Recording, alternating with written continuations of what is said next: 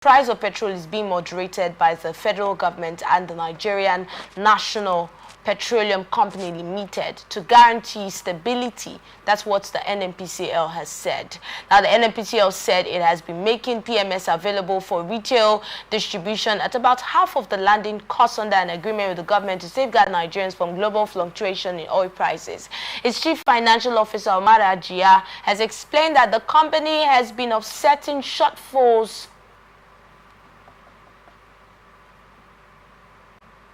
that the company has been offsetting the shortfall in landing price and sale price through a reconciliation agreement or arrangement between the government and the company.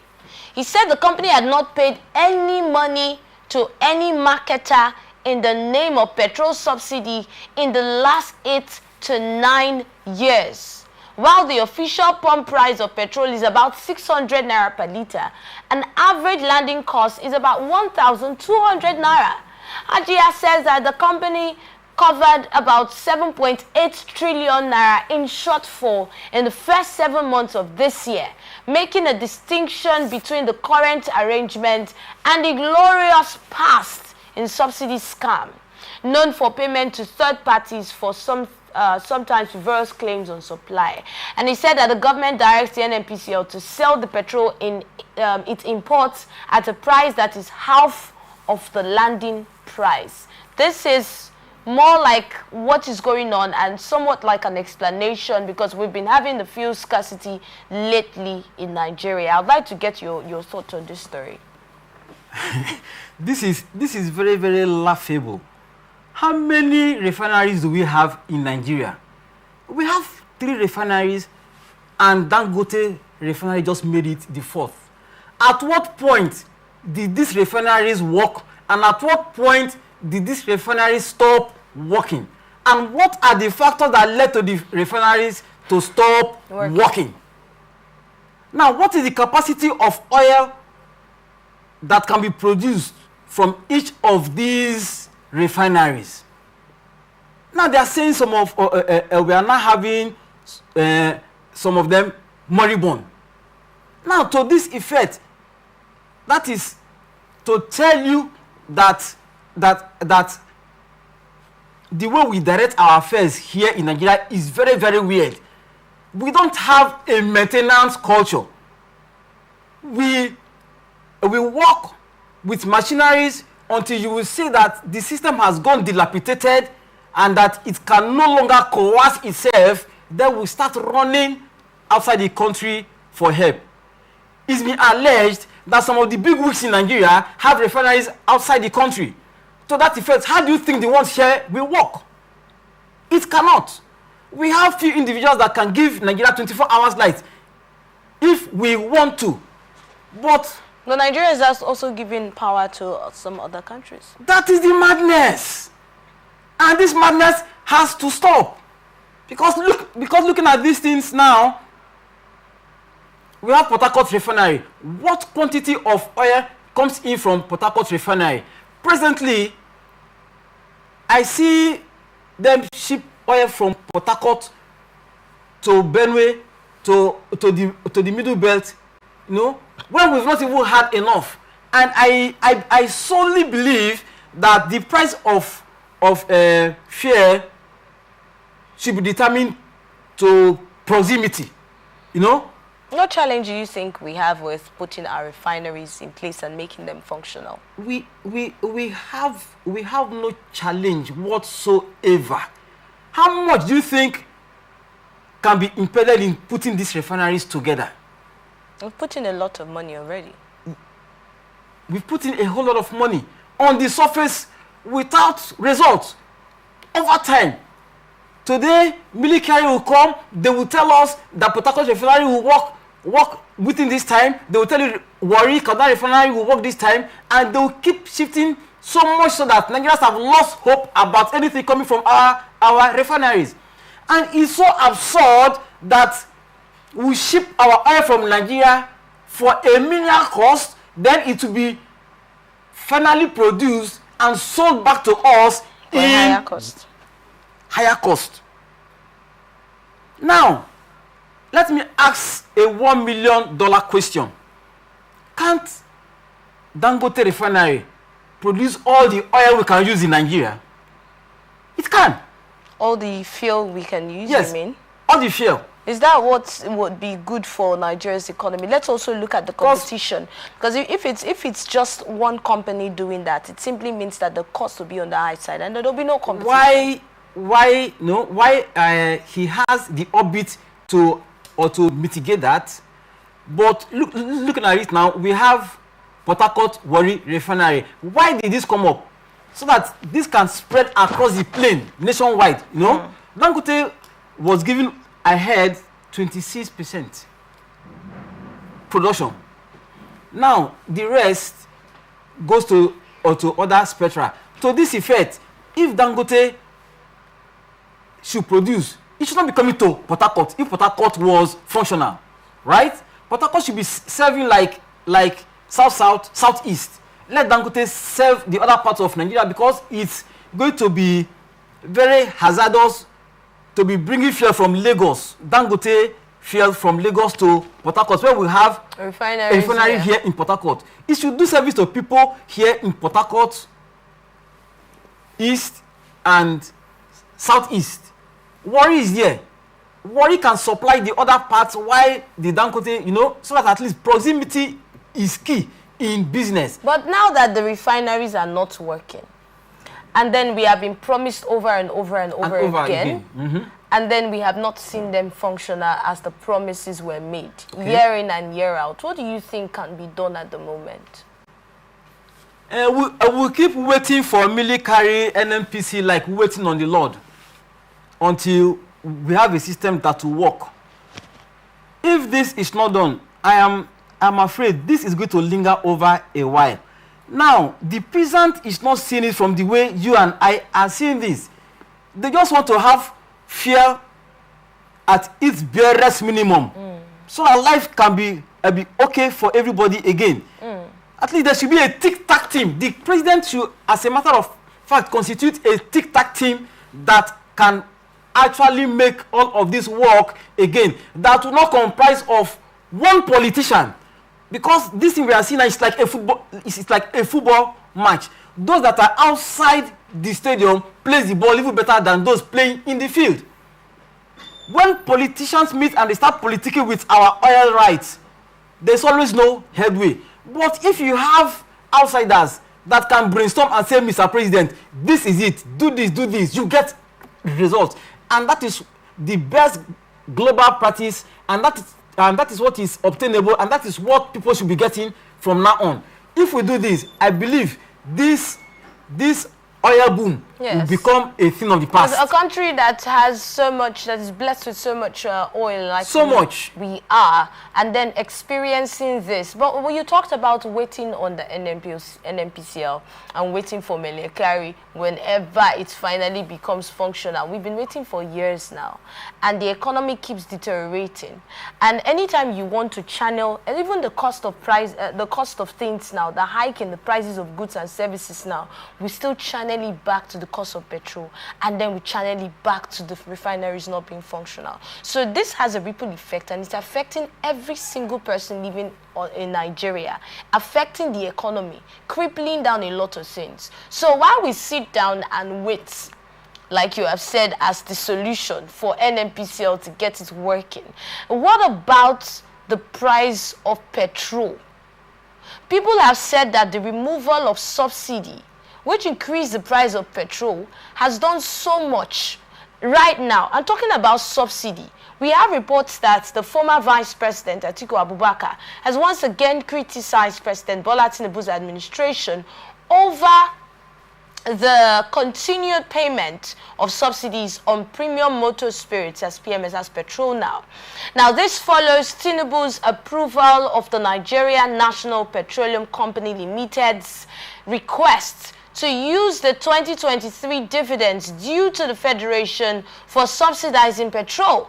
In a post on his verified Facebook page, Atiku had expressed concern over the latest development, describing them as another instance of opaque government under the current administration. And he pointed out that this decision contradicts President Tinubu's earlier declaration during the national broadcast, where he announced the conclusion of the subsidy regime. The People's Democratic Party presidential candidates from the recent election highlighted that prior to this announcement, there had been consistent indications of resurgence in subsidy payment, though through less transparent methods. Now, Atiku, these discrepancies in Atiku's statement between the president's statement and his action not only undermines the moral authority of his leadership, but also significantly erodes the credibility of his administration. This is what Atiku has said. Let us take out this time now, after Atiku criticized the delays in the reopening of the Port Harcourt refinery, which is what we have been talking about, calling it a national disgrace. He attributed this failure to President Tinubu, who also serves as the Minister of Petroleum Resources.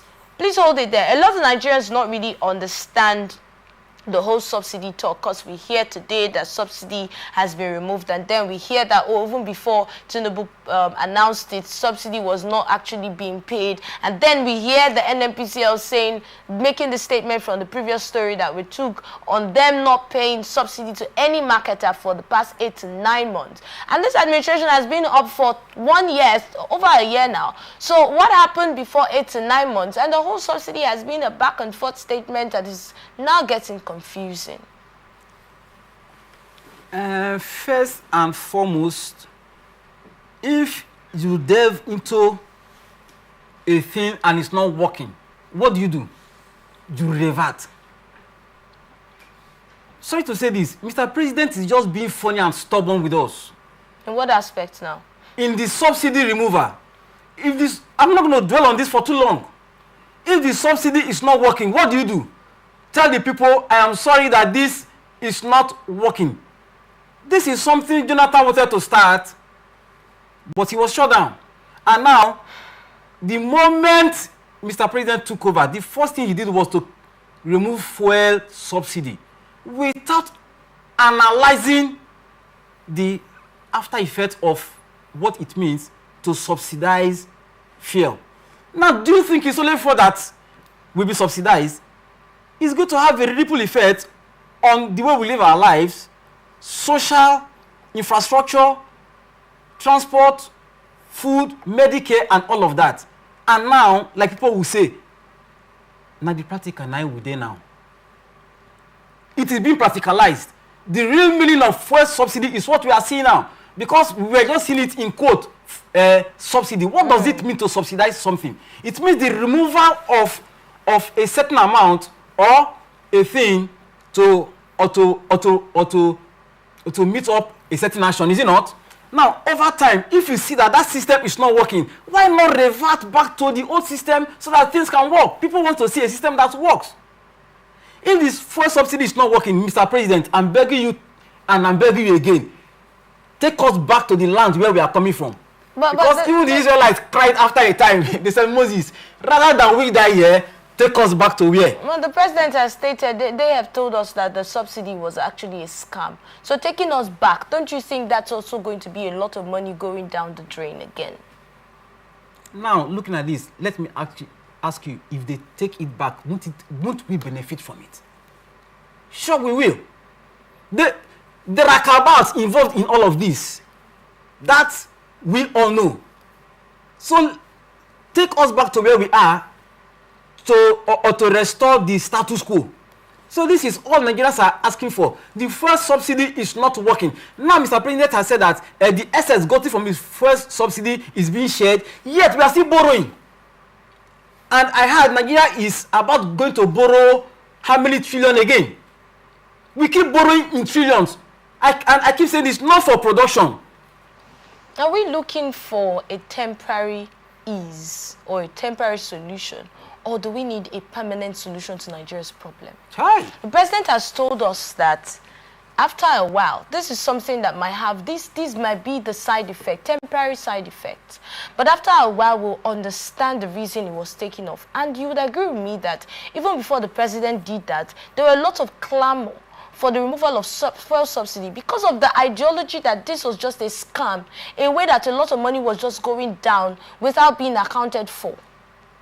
You understand what I'm saying now? Those were the allegations at that time. So that was why people started clamoring for it. So when the president took it out, he has told us that after a while we'll get to see the dividends of some of these policies that he actually came up with. But you're saying take back the subsidy because we will benefit from it, in your words. We'll benefit from it now. It's going to affect the price of fuel now and to come down. But what happens in the future?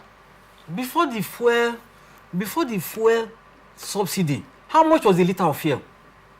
A liter of fuel was less than 200 naira.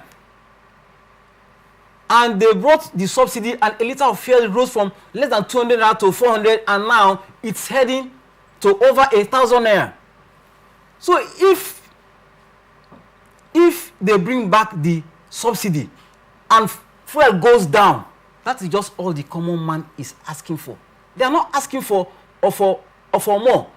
Now, the fuel subsidy is there, and we are still borrowing. I think the essence of fuel subsidy is to ease our pain, is it not? Now, if the fuel subsidy is removed and life gets worse, do not one single decision by an individual can wreak a whole lot of havoc.